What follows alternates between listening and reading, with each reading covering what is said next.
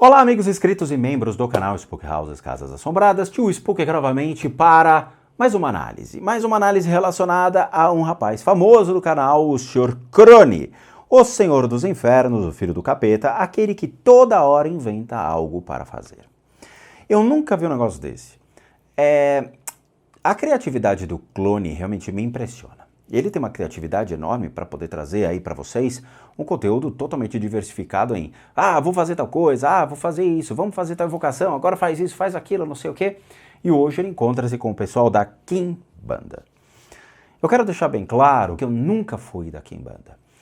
Eu fui da Umbanda e do espiritismo kardecista, o tradicional espiritismo mesa branca. O que eu conheço da Quimbanda era o que eu ouvia falar dentro da Umbanda. Eu não tenho conhecimento suficiente para analisar nada de quimbandeiros. Então vamos lá, eu quero ver o que é isso e até onde realmente o clone vai.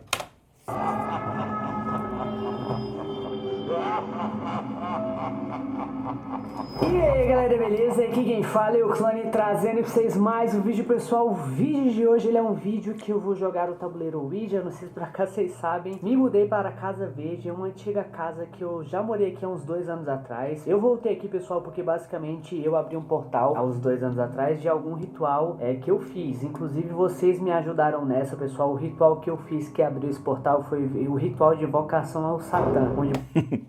Bom, de novo, isso faz parte da crença dele, da crença, obviamente, do pessoal que acompanha ele da Quimbanda, tá?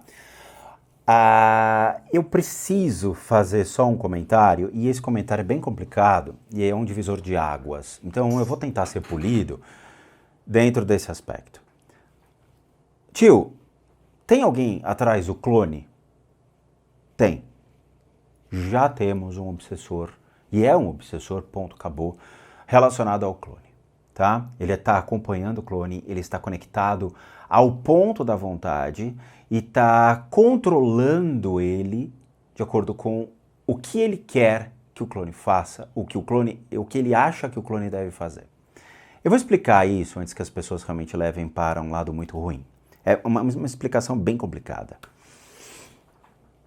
Todo mundo aqui que é inscrito do canal sabe que eu fui da Umbanda por 10 anos e eu trafeguei entre o espiritismo kardecista, dentro da Luz Divina, que foi um grande centro espírita que eu frequentei lá na Horácio Laffer, e depois, obviamente, foram 5, 6 casas da Umbanda que eu frequentei para conhecer. Tinha um Guarani, que é uma puta casa maravilhosa. Tinha uma casa que ficava no Jardim São Luís, mas ela não tinha nome. Na Avenida Hood, tinha o Estrela Azul, Lua Azul, teve uma lá em São Caetano, que eu também gostava bastante.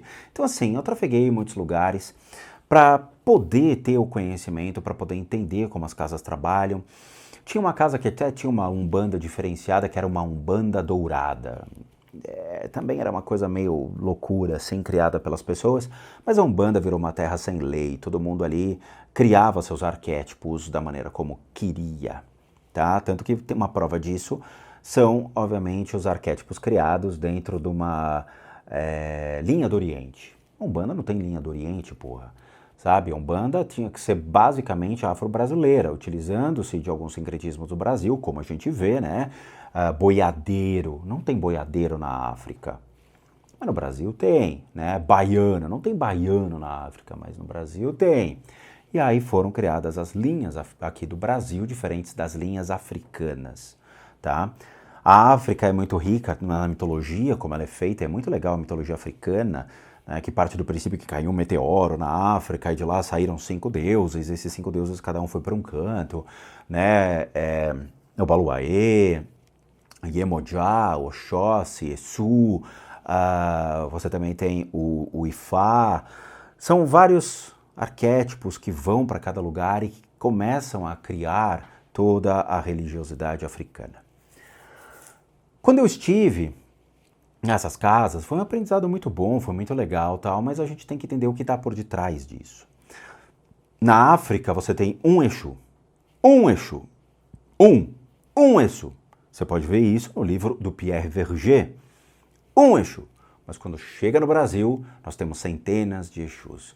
Exu Tranca-Rua, Marabô, Tiriri, Exu Morcego, Exu do Lodo, Exu Pirocóptero, Exu de Pelique, e vai abrindo aí as ramificações, tá? Por que criam tantos Exus? Porque tem vários Exus. Exu deu cria, transou com alguém e saiu um monte de criancinha. Não, porque é a criação do próprio arquétipo das casas, a criação do arquétipo do médium, é isso que ele quer que seja, é isso que ele quer que realmente o Exu represente, e é isso que vai ser. Tá errado? Deveras está, porque só deveria ser um Exu. Tanto que na África, quando eu estive com babalorixás africanos, o Exu ele não é incorporado, o Exu ele é cultuado nas casas e tem uma representação física de Exu que não é uma estátua, tá? E as oferendas para Exu que eram colocadas eram dendê, eram pimenta, tinha tudo um processo assim, quando eu estive com babalorixás africanos. Então, nesse conceito, o Brasil realmente criou os seus Exus da maneira como eles querem. Mas o que está por detrás disso? Simplesmente espíritos obsessores e mais nada. Exu não é um deus aqui no Brasil. Ele não é nem nada no Brasil. Por quê? Porque o alicerce é na África. Quando trazem para cá esse Exu abrasileirado, eles simplesmente são consciências de espíritos que estão trafegando sobre o arquétipo de Exu. E a grande maioria desses Exus, eles não têm rabinho, nem chifrinho, nem plasmam daquela mesma maneira como a estátua é. Né? Porque você vai na casa de Umbanda, tem aquelas putas estátuas assim, todos... E nenhum deles é assim. São todas pessoas absolutamente normais. Um dos maiores problemas que eu tive, obviamente depois de 10 anos trabalhando como médium de incorporação, foi poder me desvincular dessas casas. Por quê? Porque eu já era um médium de incorporação, eu já atendia, já tinha lá as pessoas que iam se consultar comigo, porém eu não estava mais afim. Tanto que nas últimas semanas, na minha estadia de uma das casas na Avenida Hud, eu já não incorporava mais. Eu falava para o dono da casa, eu não incorporo mais, acabou, eu não quero mais, o corpo é meu, as regras são minhas. E aí eu larguei, obviamente, a Umbanda e fui tocar minha vida. Porém, uma semana depois, algumas coisas da minha vida começaram a dar errado. E eu comecei a ficar meio preocupado, falei, isso aqui é uma maldição da Umbanda. E realmente eu era. Todas as consciências da Umbanda, que eram simplesmente espíritos que estavam sendo plasmados sobre aqueles arquétipos, eles se desmontaram dos arquétipos e vieram cobrar de mim, já que eu estava criando um vínculo com a casa e eu não poderia me desvincular dessa maneira. Alguns eu consegui encaminhar, como a gente faz dentro das técnicas do budismo tibetano. Outros eu conversei com as casas e pedi para que eles recolhessem esses seres. E foi feito. Eles nunca mais apareceram para mim e a minha vida, obviamente, abriu com um mar absurdo, tendo novos conhecimentos, novos aprendizados, uma nova religião maravilhosa se abriu para mim, que foi o budismo tibetano, onde realmente me identifiquei com tamanhos ensinamentos e a nobreza vista dentro desses textos. O que está por detrás do clone é um Exu. Mas ele é um Exu de verdade? Não, ele é simplesmente um obsessor que se plasma sobre as características de Exu. Mas quando você desmonta ele, ou seja, você quebra a tela mental do arquétipo criado, ele tem uma representação de um Exu rei, uma coisa assim, sabe? É muito engraçado, porque você vê, ele tem uma capa, ele tem todo um processo ali meio que parece que é tão mal assim. Mas quando você desmonta ele, você vê que ele não tem nada disso, ele é simplesmente um mero obsessor, tá? Com características de animal. Essas características de animal, elas são preocupantes porque significa que ele era um obsessor de animais, ele era um obsessor que andava sobre lugares onde sacrifícios de animais aconteciam. Então veja, se eu vou fazer um sacrifício de animal para um ser do mundo espiritual, esses obsessores, eles são atraídos pelo cheiro da carne, pelo gosto da carne, eles são atraídos pela vibração da carne e pelo sangue que é oferecido. Esses obsessores, eles têm as características de um animal, eles se identificam com a energia do animal. Lembre-se, eu sempre falei para vocês, você é aquilo que você vibra. E na hora que você vibra essa energia do animal, você começa a mudar a sua estrutura para um animal. Então nós temos um obsessor atrás do clone que se plasma como um Exu, que ele não é um Exu, mas a criação do arquétipo o permite ser, mas ele não tem poder nenhum, mas ele está conectado em toda a região do quadril dele. E essa região do quadril é delicada, por quê? Porque ele cria vínculo familiar, ele cria vínculo de vontades, ele cria vínculo sexual, ele cria vínculo com a matéria. Esse elo é muito complicado, porque não é um vínculo de amor por algo. Veja, o budismo nós temos a bodhicitta, que é eu estou fazendo um processo de encaminhamento de consciências pelo amor. E não por uma obrigação, que seria somente a vontade, ou com outras intenções. Eu estou encaminhando por meio do amor e a compaixão a todos os seres, porque ou eu fui um ser desse na vida passada, ou eu futuramente o serei. Quando acontece essa ligação nesses pontos de energia, gera um problema. Por quê? Porque significa que ele criou vínculos com alguém ou com alguma coisa. Numa casa de umbanda, por exemplo, quando você doa dinheiro, né, ou você cria vínculos constituindo uma casa de umbanda, onde você tem gastos, você cria essa dependência financeira e espiritual. Quando você se conecta com a vontade, por exemplo, você se torna obrigado a sempre ir. Quando lida com o ponto da família, significa que você criou uma estrutura baseada em rituais, fazendo um ritual, por exemplo, de iniciação ou um ritual de consagração junto a Umbanda, junto a Quimbanda, junto ao Candomblé, ou seja, fazer o santo. Você cria uma nova família.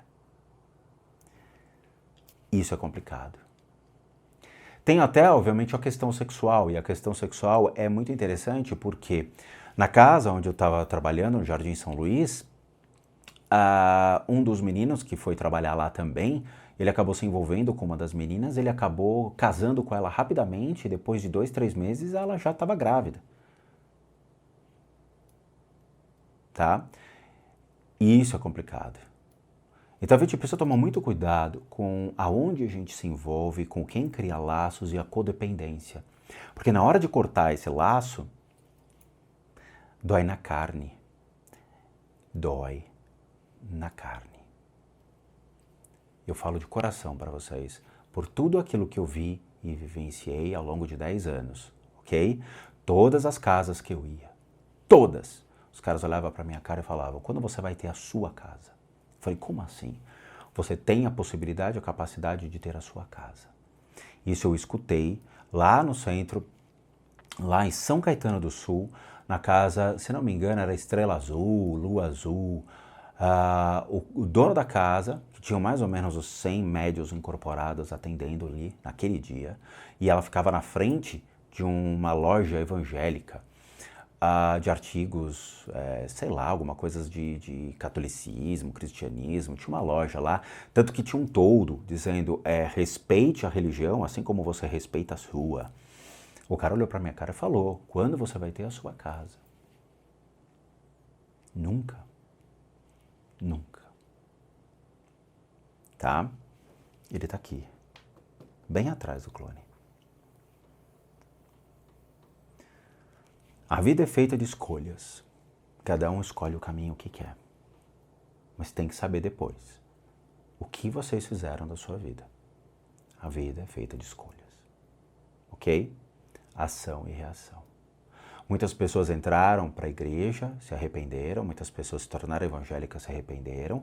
Muitas pessoas entraram para a Umbanda, se arrependeram. Assim como muitas pessoas entraram para o budismo com expectativas erradas e por meio errado e se deram mal. Tá? Sério mesmo. Cada um sabe o que faz. Basicamente, eu leio um ritual para invocar Satanás dentro da minha casa. É o cão da bruxa ou o gato da bruxa? Satanás! Só que é o seguinte, pessoal, na outra casa, a antiga casa que eu morava, né, eu fiz um vídeo lá jogando o tabuleiro Ouija, pra ver se algum espírito conseguia me ajudar a achar esse portal perdido naquela casa. Aquele portal tá fechado, ou seja, as coisas conseguem passar, mas as coisas não conseguem vir de lá pra cá, tá ligado? Ou seja, eu preciso fechar esse lado desse portal, esse portal que tá aqui em casa, só que eu não tenho a mínima ideia onde que esse portal esteja aqui em casa, e é por isso que eu vou jogar o tabuleiro Ouija hoje, tá? Vamos lá, galera. Eu tô aqui no quarto dos demônios, onde que eu vou jogar o tabuleiro. A quarta dos demônios. Como eu falei pra vocês, são coisas cagadas que eu faço no passado que eu preciso, sim, corrigi-las, né? E eu vou corrigi-las, como eu sempre falei aqui pra vocês, que eu sempre faço essas coisas do mundo sobrenatural, só que eu faço pra mim eu faço com respeito, pra talvez o mundo sobrenatural eu acabe não fazendo com tão respeito. O respeito relacionado ao mundo sobrenatural não faz diferença. É aquela coisa, eu vou fazer um sacrifício humano com respeito. Eu vou realmente fazer um sacrifício de um animal, um cachorro, um gato, para um Deus dentro da minha crença com respeito. Mas você está matando um animal, sabe? Tem um texto budista muito legal de um dos livros que eu tenho que fala sobre isso. Você não pode tirar uma vida que foi dada por um Deus, entre aspas, devolvendo para Deus. Sabe, Deus vai olhar e vai falar, você está matando um animal para fazer um agrado para mim, sendo que eu dei o direito desse animal existir? É loucura, entende? Então a questão de respeito, ela é uma linha tênue. Tem horas que a gente tem que achar meios hábeis para poder retirar essas energias e fazer com que essas energias sejam encaminhadas. Eu não falo com obsessores. Eu não tenho interesse em falar com obsessores. A gente encaminha essas consciências. Por quê? Porque não tem diálogo. Porque não tem como conversar com elas. É somente encaminhá-las. Somente isso. O mundo espiritual nunca vai te ver com respeito se você não tiver conhecimento para poder arbitrar junto ao mundo espiritual. Quando a gente faz, por exemplo, tem certas práticas do budismo que a gente vai em cemitérios. Tem certas práticas que você tem que ser simplesmente uma pessoa errante por aí. Significa que você pega os instrumentos que a gente utiliza, vai nas cidades, faz o encaminhamento de consciências, enfrenta, obviamente, o cemitério, lugares inóspitos, minas, lugares desse tipo para poder fazer essas práticas. Por quê? Porque você tem a compaixão e tem o conhecimento sobre para poder fazer e liderar essas consciências que aqui estão perdidas novamente para um renascimento. Conhecimento, saber o que você está lidando, com quem você está enfrentando, com quem você está realmente ali se deparando, é para poucos. Novamente, uma pessoa vê aquele Exu conectado ao clone e vai falar, nossa, é um Exu, Só que quando você desmonta o arquétipo do Exu e você tira completamente como ele é plasmado, como ele quer que você realmente o reconheça, você vê que ele não tem essas características. A diferença, obviamente, do budismo para outras religiões é exatamente essa. Você vê a essência, você vê a natureza real daquilo que está à sua frente. Tá? Você desmonta o arquétipo e você vê ele longe de vícios de tela mental, como existe o vício da tela mental da Umbanda, o vício da tela mental do espiritismo kardecista, da Quimbanda e do Candomblé, que são as religiões que trabalham com conceitos espirituais. No budismo, não existe isso. Você vê a essência de quem ele realmente é. E é isso que é a diferença. Quando você o vê como ele é, você se identifica, porque você sabe que você eventualmente será aquilo amanhã. Então, o respeito para o mundo espiritual, para eles não fazem diferença. Você tem que saber encaminhá-los, você tem que saber direcioná-los, você tem que saber transmutar essa energia. Tá? Não adianta conversar com espíritos. Uma vez eu vi uma sessão de desobsessão em um centro espírita que o cara levou 1 mês para poder encaminhar um ser. 1 mês. Tem espíritos que o cara fica brigando o dia inteiro, fica discutindo lá com o cara incorporado e o bicho não vai, levam anos para poder encaminhar um ser. Sendo que no budismo, em meia hora você encaminha. E não uma leva. Uma leva. Eu falo de coração para vocês. É sério mesmo. Mas eu tô aqui pra corrigir, é o que importa, né? Não vamos sair apontando o dedo na cara de ninguém, né? Tô resolvendo fazer esse tabuleiro aqui. Existe a marca da depressão ainda atrás do clone.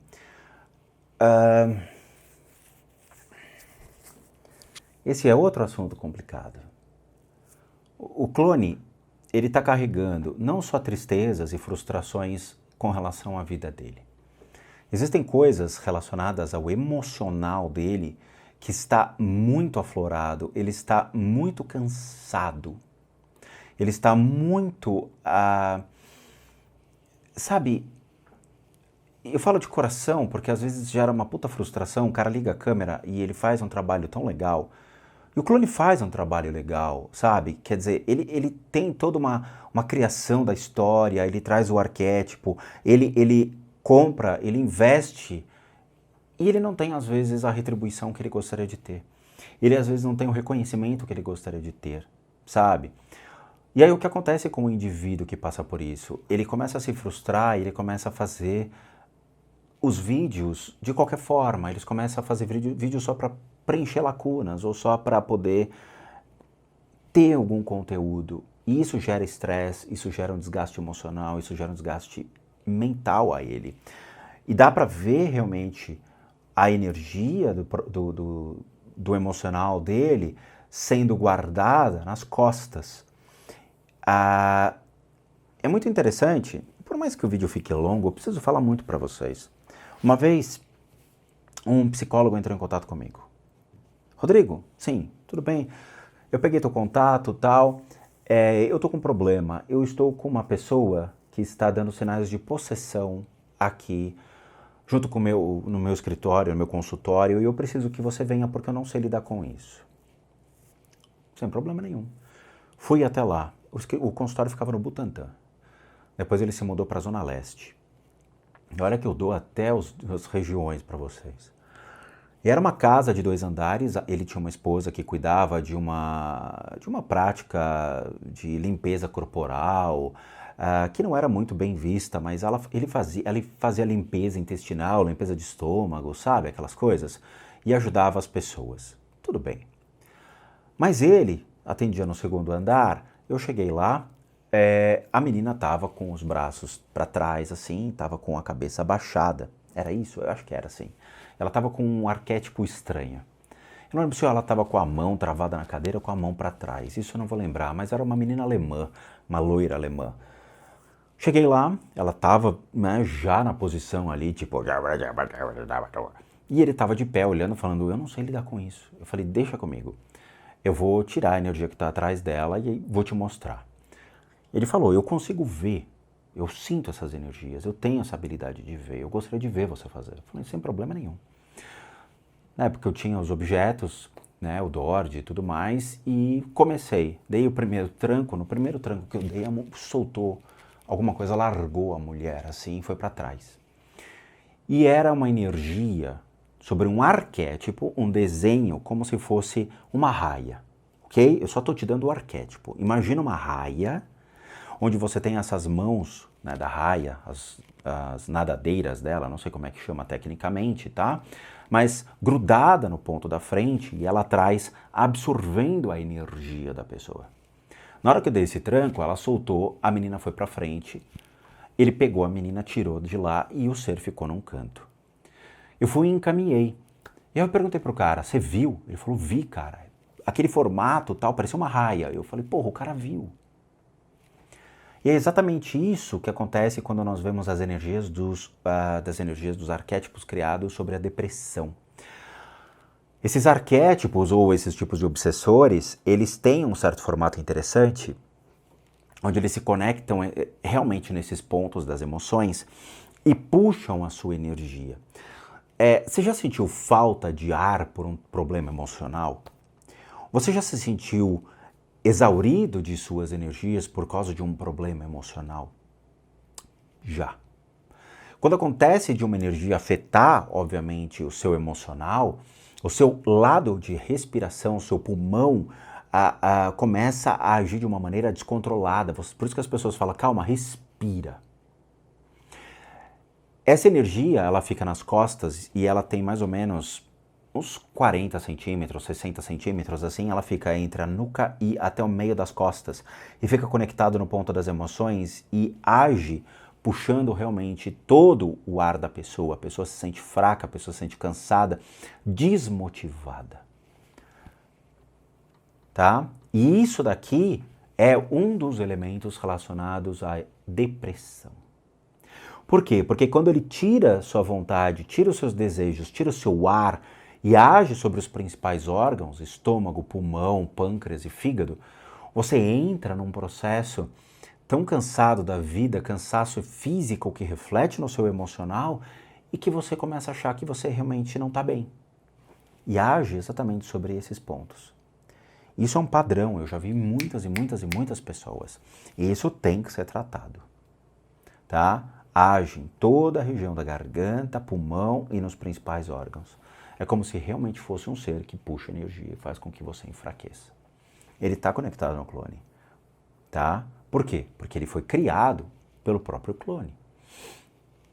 A gente já falou sobre depressão aqui, já mostrou vídeo sobre isso e acontece com a grande maioria das pessoas no mundo, infelizmente, tá? Mas a gente vai fazer uma pausa agora. E aí eu vou trazer energia da onde está esse obsessor que o acompanha, na forma de um Exu Rei, sei lá, é um arquétipo muito interessante. E a gente vai continuar esse vídeo. Por que eu falei tanto para vocês? Porque há necessidade de vocês entenderem isso. Nós somos um canal de educação espiritual, nós não somos um canal de reactor que fica... Nossa, que coisa, não? A gente não faz isso. Há necessidade de vocês terem o máximo de educação espiritual, porque amanhã eu posso não estar aqui. E quando vocês entrarem na Umbanda e vocês tiverem os mesmos problemas que eu tive, vocês vão lembrar de mim. Vocês vão falar, puta, o Tio Spook falou disso num vídeo. E muitas pessoas escreveram aqui no box, falando exatamente que já tiveram esses problemas. Tá bom? Eu falo de coração para vocês. A Umbanda não é ruim. A relação de troca é. Tá bom? Então é isso. A gente vai fazer uma pausa agora, daqui a pouco a gente continua. Bom, como recadinhos finais, todo mundo que sabe que eu, Rodrigo, sou um terapeuta, um psicoterapeuta alternativo. Sou licenciado nacional e internacionalmente por institutos que me habilitam e capacitam para que, por meio de técnicas complementares, a gente passe a complementar a medicina e não substituir. Complementamos junto aos tratamentos físicos, emocionais, mentais, bem como as limpezas de casa e as análises de casas. E para aqueles que querem passar por isso, devem encaminhar um e-mail para limpesadecasas@gmail.com e lá vocês vão ter todas as devidas informações, bem como os respectivos valores. Sim, eu cobro. Por quê? Porque eu não sou sensitivo, eu não sou espírita, eu não sou vidente, eu não sou paranormal, eu sou um profissional das práticas integrativas complementares. Para aqueles que querem ajudar o canal, nós temos 3 formas de doação: PayPal, seja membro e o Valeu. Basta clicar aqui, aí você vai ser remetido numa janelinha e você pode doar o valor que você quiser ou puder. E por último, o nosso site casasassombradas.com.br com muita coisa legal para vocês. Vejo vocês na continuação desse e de outros vídeos e bons sustos a todos nós.